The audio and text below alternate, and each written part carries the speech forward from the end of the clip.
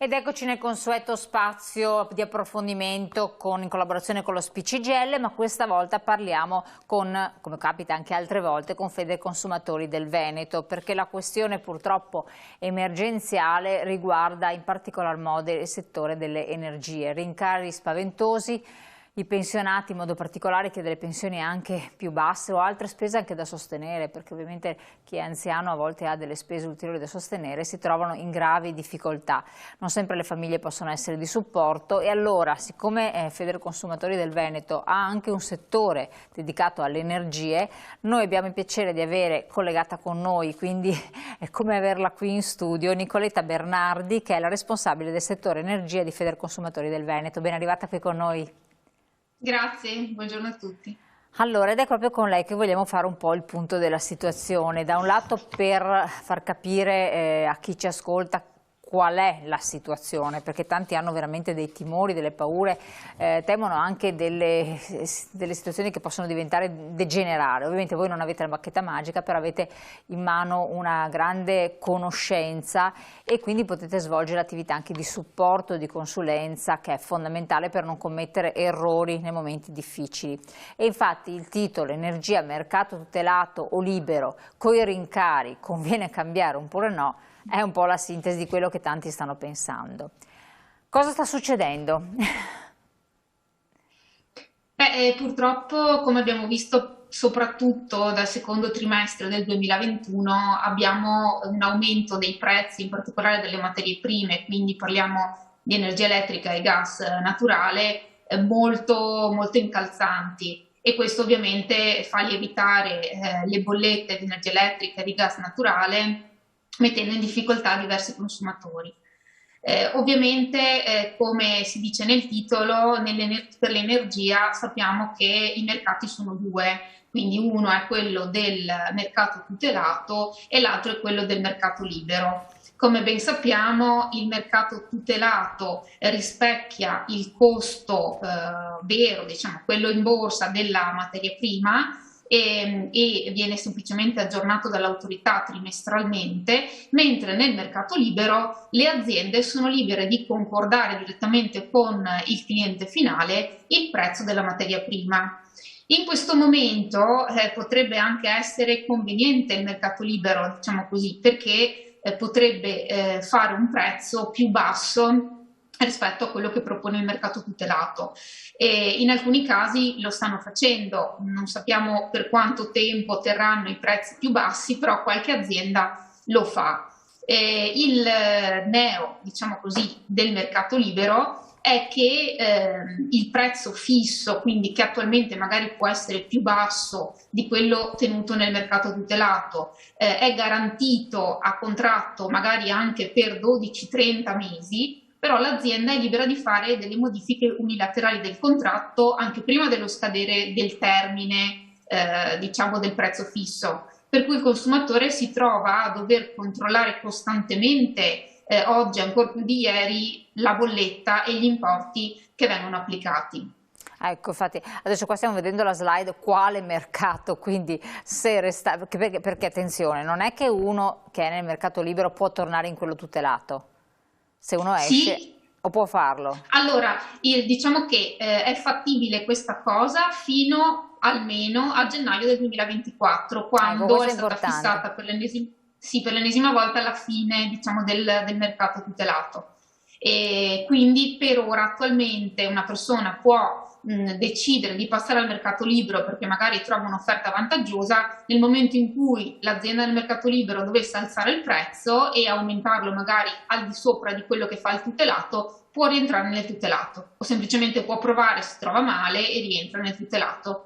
Quindi questo fino al 2024, poi ci sarà, Sì. dovrebbe essere il definitivo cambiamento, quindi entrare tutti nel mercato libero, bisogna fare le scelte più opportune.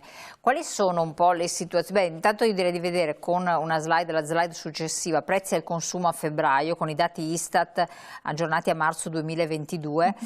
Per vedere appunto gli indici nazionali dei prezzi al consumo, quanto è aumentato. Quindi qua abbiamo dei valori veramente spaventosi su base annua, più 5,7% e più 6% su base annua per l'indice Veneto di prezzi al consumo. Perché è un po' più alto in Veneto? Allora, questo è un po' una domanda da 100 milioni di dollari, però nel nostro osservatorio nazionale di Federconsumatori vediamo proprio che gli aumenti sono amplificati e si parla già oggi di un aumento per famiglia di più di 2000 euro. Che è Quindi tantissimo, che è su, tantissimo. su Cioè, questa aspetta, cosa bisogna fare molta attenzione e tenere comunque monitorati i prezzi, anche noi sicuramente chiederemo un incontro anche al garante per la sorveglianza dei prezzi al fine proprio di denunciare questi aumenti e cercare anche di tenere sotto controllo le eventuali speculazioni che poi possono avvenire a seguito di questa situazione un po' drammatica. ecco, perché al di là di tutto certi aumenti, e li abbiamo già visto anche con appunto i carburanti, non erano così giustificati, per cui sono partite anche delle inchieste della Procura, della Guardia di Finanza, quindi bisogna Certo. stare anche molto attenti a non imbrogliare le persone. Comunque questo più 5-7%, più 6% sono su base annua dei prezzi al consumo, dei beni al consumo. Viceversa i beni energetici hanno avuto un più 45,9% su base annua, quindi quasi un raddoppio del prezzo. I beni alimentari invece un 4,6 per ora. Sì, l'energia diciamo che è aumentata a dismisura, tant'è che se andiamo a vedere i prezzi sia del kilowatt che del metro cubo hanno avuto un aumento già dal trimestre scorso, quindi ottobre-dicembre 2021 a gennaio-marzo del 2022 passiamo a dei prezzi che per l'energia si aggiravano a uno 0,20, 0,21 al kilowatt, mentre adesso si parla di 0,35, 0,38, mentre il gas è passato da uno 0,54 a uno 0,92 in questo trimestre. Quindi diciamo che gli aumenti sono molto evidenti. Ecco, noi avevamo appunto la slide che stava dicendo dove c'era scritto beni energetici regolamentati e quelli non regolamentati. Cosa vuol dire? Allora, quindi quelli che hanno una regolamentazione sarebbero praticamente il mercato energetico, quello di riferimento, insomma, sostanzialmente, quindi, mentre l'altro è il mercato libero, Sì, quindi c'è questa leggera differenza. allora, allora, se parliamo di mercato tutelato e mercato libero, la differenza è sostanzialmente il fatto che in quello regolamentato abbiamo appunto il prezzo dettato dall'autorità, e però facciamo anche fatica a stabilire con precisione l'aumento nel mercato libero, perché appunto ci sono svariati contratti, ogni azienda fa diverse proposte contrattuali, però come dicevo prima, loro possono fare un prezzo inferiore di quello dettato in autorità e Ma quindi perché? rientrano in... Esatto, perché possono fare questo prezzo inferiore? Quello che le persone non riescono a capire. Perché è proprio un'organizzazione diversa delle aziende, perché il mercato tutelato ci dà la garanzia di non avere variazioni di prezzo se non gli aggiornamenti trimestrali che l'autorità fa, mentre nel mercato libero, e il mercato libero diciamo che è nato e si vuole lasciarlo solo, ecco, perché per il principio della concorrenza, perché anche se a noi come Federconsumatori pare che già la concorrenza ci sia, perché comunque pur essendoci un mercato di maggior tutela, esistono tante aziende nel mercato libero che comunque sia fanno concorrenza al mercato tutelato che si fanno concorrenza tra di loro. E la loro peculiarità è proprio quella che possono decidere il prezzo dell'energia, quindi possono farlo più alto di quello che impone l'autorità, ma anche più basso se vogliono essere concorrenziali rispetto a quella tipologia di mercato. E quindi questa è la variazione e che le rende concorrenziali, anche se poi, come dicevo, non c'è l'affidabilità nella continuità di quel prezzo che noi abbiamo scelto, perché lo possono variare sia unilateralmente che alla scadenza del contratto, che di solito è 12-24 mesi massimo come prezzo Ecco, fisso. perché poi sappiamo che c'è un prezzo che è quello della materia prima. Il prezzo della materia prima, Sì. se a un certo punto per situazioni internazionali di cui ormai siamo ben a conoscenza dovesse aumentare ancora di più, non è che se ne possa sobbarcare l'onere l'azienda che ce lo fornisce, ma deve scaricarlo su qualcuno, per cui per forza a un certo punto si riceverà, dovrebbe ricevere un aumento, no? A Sì, prescindere. infatti io mi chiedo sinceramente, in alcuni casi in cui vedo tutt'oggi delle bollette con un prezzo molto inferiore a quello che impone il mercato di maggior tutela, mi chiedo quanto, per quanta buona volontà possono avere le aziende di tenersi i clienti, però per quanto tempo possono sopportare un costo così alto della materia prima e una vendita con un prezzo molto inferiore, per cui dubito che resistano ancora questi contratti super vantaggiosi. A che cosa devono prestare attenzione in modo particolare i consumatori qualora decidessero di cambiare, di passare da un mercato all'altro? Quali sono le attenzioni particolari imprescindibili? Allora, innanzitutto devono tenere presente qual è il prezzo che impone il mercato tutelato oggi per poi riuscire a fare un confronto e capire se effettivamente il mercato libero gli propone un prezzo inferiore e quindi vantaggioso oppure no. Quindi oggi il primo trimestre del 2022 vede il prezzo della materia energia, quindi il kilowatt, a 0,35 centesimi di euro, mentre il gas oggi è a 0,92 centesimi, 92 centesimi di euro al metro cubo. Quindi, stando questo, poi i confronti sicuramente possono essere sulle clausole opzionali, quindi ci possono essere delle voci aggiuntive che quindi possono essere, una volta mi ricordo nei vecchi contratti di energia ci poteva essere luce ok, gas ok, quindi questi pseudo controlli che facevano Sì. alla caldaia piuttosto che le fughe di gas, cose che in realtà poi non venivano fatte, erano un po' un'assicurazione così virtuale promessa che poi non andava mai utilizzata, però in bolletta aumentavano, quindi soprattutto oggi, anche se sono 5 euro in più al mese, comunque iniziano a diventare un in più inutile e che quindi bisogna fare attenzione a non trovarsi in bolletta. Assolutamente. Ecco, io direi di guardare anche insieme l'ultima slide che ci fa capire un po' a che cosa bisogna prestare particolare attenzione, perché a volte nelle abitudini del quotidiano non ci si accorge che le abitudini di risparmio energetico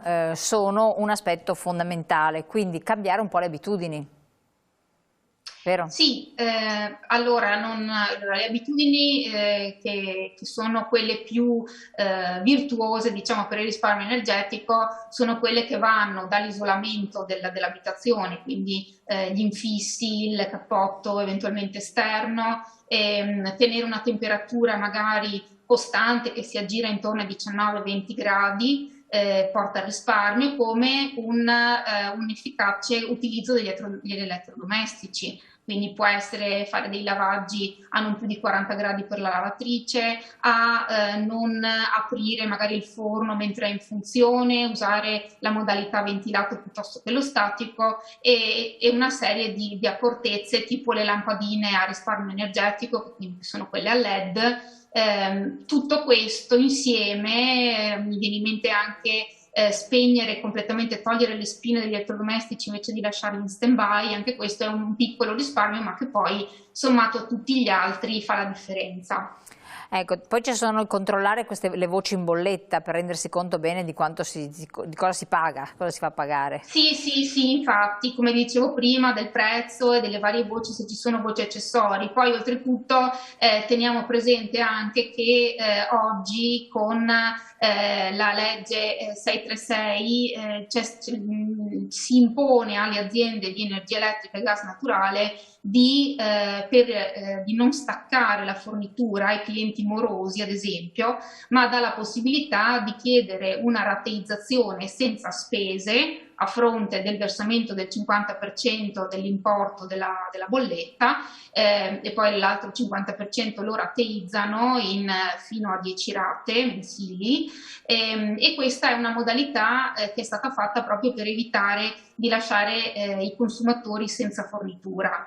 Federconsumatori rispetto a questa legge ha fatto già degli accordi sottoscritti con alcune aziende e con altre ci stiamo lavorando per andare ancora maggiormente incontro ai consumatori e quindi a permettergli di dare un anticipo minore, se non addirittura non dare alcun anticipo, di chiedere la rateizzazione già prima della scadenza della bolletta, quindi per non diventare morosi e magari per riuscire anche a gestire anche più rate a seconda dei casi. E colgo l'occasione in questo ambito di dirci se gli accordi funzionano, perché noi abbiamo pubblicato anche nei nostri siti nella nostra newsletter le varie aziende che hanno appunto stipulato degli accordi in questo senso, però ovviamente li stiamo monitorando, per cui se dovessero esserci delle difficoltà, delle aziende che non li rispettano, ovviamente invitiamo i consumatori a segnalarcelo tempestivamente. Assolutamente. Poi ci ricordiamo un'altra cosa, di verificare il contatore e fare un'autolettura in modo da rendersi conto costantemente di come sta andando la situazione, tante volte ce lo dimentichiamo. E però c'è il diritto ai bonus sociali, questo è un altro aspetto importante, eccolo qua vediamo la nota, prego. Sì, molto importanti perché comunque anche se non sono cifre annuali importantissime, diciamo così, però aiutano comunque i consumatori che hanno un disagio economico. Oltretutto dall'anno scorso non serve più fare una richiesta esplicita, ma basta fare l'ISEE che viene fatto gratuitamente presso i CAF e rispetto alla soglia massima di ISEE risultante si ha diritto o meno al bonus che viene erogato poi automaticamente tramite proprio una comunicazione tra l'autorità per l'energia e l'INPS. E quindi oltre a questo fatto poi il 18 di marzo è stata approvata il decreto energia che ha alzato la soglia minima dell'ISEE e quindi dal 1° di aprile fino al 31 dicembre di quest'anno la soglia passa dagli 8.265 euro a 12.000 e quindi questo innalzamento ovviamente va a vantaggio dei consumatori, oltre a un incremento del bonus che è stato fatto proprio a fronte degli aumenti che dal trimestre scorso insomma pesano sulle famiglie. Quindi ricordiamoci naturalmente di fare questo ISEE e magari andare da voi associazioni di consumatori per chiedere se si ha diritto a un'agevolazione, a un bonus, è importantissimo, soprattutto magari per le persone anziane o chi ha una pensione anche bassa o un reddito familiare basso. Valutare anche in questo ambito sempre la convenienza sull'offerta, ma porre attenzione particolare alle proposte telefoniche. E voi dite inoltre venditore conosciuto con sportelli fisici, questo è l'altro aspetto. Sì, quello che consigliamo sempre, siccome poi le proposte telefoniche gli operatori parlano velocissimi, io mi sono trovata in più casi ad ascoltare delle registrazioni in cui faccio proprio fatica anch'io che mastico insomma un po' la materia a capire le specifiche dell'offerta che mi viene proposta. Quindi sicuramente consigliamo di non accettare le proposte telefoniche, quindi non dare dei dati sensibili né personali né della bolletta telefonicamente e recarsi, anche se sono pochi purtroppo ad oggi perché li stanno gradualmente eliminando gli sportelli fisici, ma se ci sono di cercare di fare i contratti lì, perché almeno abbiamo una persona che ci parla, che ci dà un contratto nero su bianco e che può fare un attimo da punto di riferimento nel caso in cui si abbiano dei problemi. Quindi riguardando mai dare la bolletta ad estranei, questo è un aspetto fondamentale perché altrimenti si impossessano dei nostri dati sensibili eccetera, anche del numero di codice diciamo, della bolletta eccetera, quindi può essere estremamente deleterio. Esiste il diritto di ripensamento e i reclami devono essere fatti per iscritto, vero? Sì.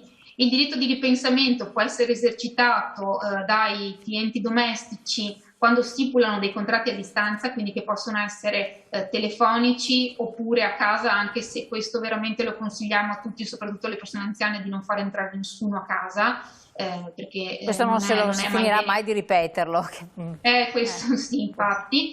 E comunque anche, ad esempio, se entriamo in un centro commerciale, c'è una bancarella di un fornitore e firmiamo un contratto lì, è comunque al di fuori dell'ufficio proprio del venditore, e quindi abbiamo 14 giorni solari per poter esercitare il diritto di ripensamento. Generalmente lo si fa con una raccomandata con ricevuta di ritorno, e comunque dentro al contratto c'è sempre la specifica di come farlo, altrimenti lo sportello Federconsumatori vi può dare una mano, e quindi senza giustificazione e senza alcuna spesa si può recedere dal contratto. Quindi questo è un altro aspetto da ricordarsi sempre, perché a volte si è fatti prendere dal momento, dall'occasione, anche dallo stato d'animo più rilassato, e si firma qualche cosa e poi non se ne è ben consapevoli. Quali casi in modo particolare vi trovate ad affrontare che si sente di dire fate attenzione? Beh, sicuramente, come dicevamo prima, i contratti telefonici in cui vengono promessi o dei risparmi clamorosi che poi non esistono, oppure attualmente, o quantomeno da quando si parla della fine del mercato di maggior tutela, sicuramente tutte le aziende o la maggior parte delle aziende nel mercato libero cerca di accaparrarsi il più possibile dei clienti, in modo che quando finisce il mercato tutelato questi non possano proprio più rientrarci, e quindi se li aggiudica dicendo magari che alla fine del mercato tutelato rimarranno senza energia, che la propria azienda fallisce, quindi loro dovranno per forza cambiare a breve, e invece continuo a ribadire che non è così. Nel senso che innanzitutto abbiamo ancora tempo fino al 2024 minimo per rimanere tranquillamente nel mercato tutelato e nessuno ci obbliga a cambiare venditore. Secondo, poi, anche se dovesse finire il mercato tutelato e noi non avessimo ancora scelto di diventare clienti di una azienda in particolare nel mercato libero, sappiamo che non rimaniamo sicuramente senza energia elettrica e gas, perché l'autorità ha già istituito quello che è il servizio di salvaguardia, che è gestito da aziende che vincono appunto delle gare d'appalto promosse dall'ARERA, e si gestiscono i consumatori che non sono spontaneamente entrati nel mercato libero, e quindi gli garantiscono comunque la fornitura finché loro decideranno di chi diventare clienti. Perfetto, questo è importantissimo, siamo un po' in chiusura. Volevo chiedere questo, la rateizzazione, tanti non riescono a sostenere l'onere della bolletta, chiedono la rateizzazione, come possono fare? Sì, allora la rateizzazione va chiesta in linea di massima entro la scadenza della bolletta. Con le ultime manovre, quindi come vi dicevo prima, con il decreto 636 e con gli accordi che Federconsumatori ha stipulato e stipulerà con le varie aziende, l'obbligo dell'azienda è quello di, prima di mandare un sollecito di pagamento con preavviso di sospensione ad un consumatore moroso, quindi che non abbia pagato una o più bollette, deve assolutamente proporgli una rateizzazione. Allora, per legge loro sono obbligati a proporre una rateizzazione sul 50% dell'importo della bolletta di almeno 10, fino a 10 rate mensili senza interessi. I primi 50% dell'importo deve essere versato subito, quindi abbiamo una rata del 50% dell'importo della fattura e poi l'altro 50% viene rateizzato fino a 10 rate mensili. L'accordo che noi stiamo cercando, gli accordi che noi abbiamo stipulato e stiamo cercando di stipulare con le varie aziende cercano un vantaggio ancora superiore, perché poi con la 636 gli importi delle rate non possono essere inferiori ai 50 euro, e ovviamente sappiamo che si sommano alle successive bollette che non saranno sicuramente di importi migliori, almeno finché gli aumenti non tenderanno a diminuire. E pertanto gli accordi finora stipulati sono a zero anticipo o con un anticipo al massimo del 30% dell'importo della fattura, e poi con una rateizzazione di importi che non hanno un minimo e che possono essere anche per più di 10 rate a seconda dei casi e degli importi delle fatture. Ovviamente ribadisco anche qui, invitiamo i consumatori a segnalarci i casi in cui queste aziende si rifiutassero di fare una rateizzazione come quelle previste dagli accordi appunto sottoscritti, perché li stiamo monitorando, ne stiamo facendo sempre di nuovi e tenendoli appunto d'occhio per capire se questi funzionano, se le aziende rispondono bene oppure no. Chiarissimo. Allora siamo giunti al termine, quindi io la ringrazio tantissimo Nicoletta Bernardi, responsabile del settore energia Federconsumatori del Veneto. Quindi ricordiamoci naturalmente, rivolgetevi all'associazione dei consumatori, Federconsumatori presente sul territorio, vi può dare un'attività di assistenza, di consulenza, prima di intraprendere qualsiasi azione può supportarvi anche nell'eventuale cambio dal mercato tutelato al mercato libero oppure viceversa. In questo momento è anche importante non commettere errori, valutare bene la bolletta, chi non è in grado di farlo si può fare aiutare ed è una cosa anche molto importante. E ricordiamo anche naturalmente per tutti i pensionati che ci sono anche le sedi dello SPCGL che poi possono indicare dove andare, quale professionista consultare, rivolgendosi poi a Federconsumatori naturalmente. Io la ringrazio ancora di essere stata qui con noi, naturalmente averci supportato in questa. Voi telespettatori lascio invece alla pubblicità, poi ci ritroviamo naturalmente ancora insieme per continuare la nostra trasmissione. A tra poco.